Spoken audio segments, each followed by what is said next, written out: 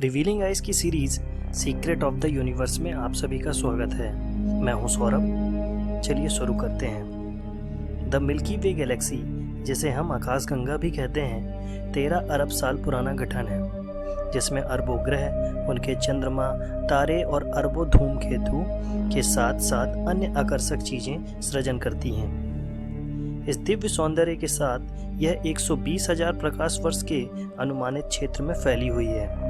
इन सब के परे सबसे महत्वपूर्ण बात यह है कि यह मानवता का जन्म स्थान है। तो चलिए इस शक्तिशाली प्रणाली, जिसे हम आकाशगंगा कहते हैं, के 5 अविश्वसनीय तथ्यों को जानने की कोशिश करते हैं।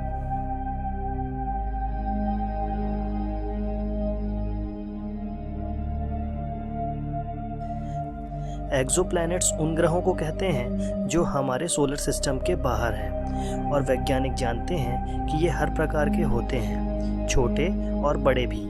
पर सबसे दिलचस्प बात यह है कि कई प्लैनेट हैबिटेबल जोन में अपने तारे की परिक्रमा करते पाए गए हैं, बिल्कुल पृथ्वी की तरह।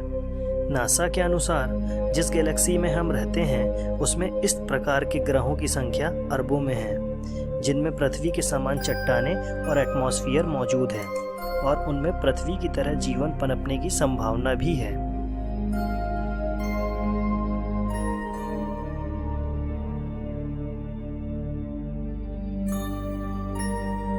हमारा सोलर सिस्टम किसी न किसी प्रकार से सूर्य की परिक्रमा करता है, लेकिन सूर्य आकाशगंगा के केंद्र की परिक्रमा करता है। सूर्य को आकाशगंगा के केंद्र की परिक्रमा करने में लगभग 250 मिलियन वर्ष लगते हैं, जिसे हम गैलेक्टिक ईयर या कॉस्मिक ईयर कहते हैं। कुछ अध्ययनों से यह भी पता चलता है कि सूर्य की इस परिक्रमा के कारण हमारा सोलर सिस्टम एक चक्र की तरह काम कर रहा है, जिसमें कई बार जीवन खत्म कर देने वाली परिस्थितियां पैदा हुई हैं। कई बार बड़े बड़े धूमकेतु और क्षुद्र ग्रह हमारे सोलर सिस्टम के ग्रहों से टकरा चुके हैं।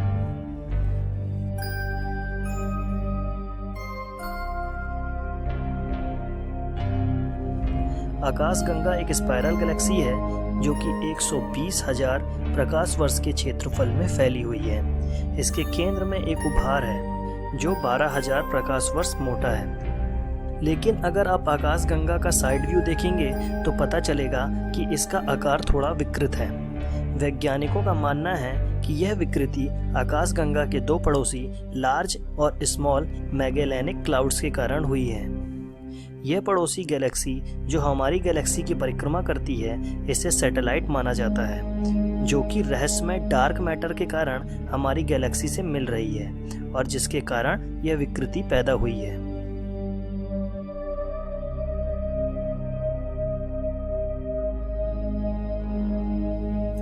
हमारी आकाशगंगा एक गैलेक्टिक दैत्य है, क्योंकि यह अरबों साल से छोटी छोटी आकाशगंगा को खाती आ रही है और अपना आकार बढ़ाती जा रही है। अध्ययन से पता लगता है कि इस तरह के विलय के बाद जो तारे बच गए उन्हें आज भी आकाशगंगा के बाहर देखा जा सकता है।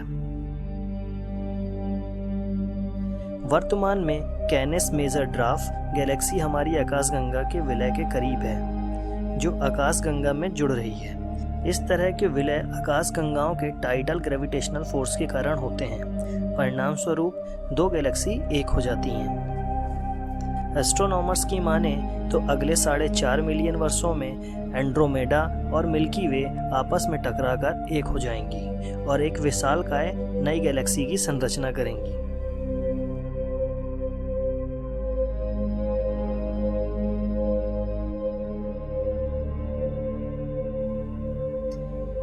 अन्य बड़ी आकाशगंगाओं की तरह हमारी आकाशगंगा में भी एक विशालकाय ब्लैक होल मौजूद है, जो इसके केंद्र में है, पृथ्वी से लगभग 26,000 प्रकाश वर्ष दूर।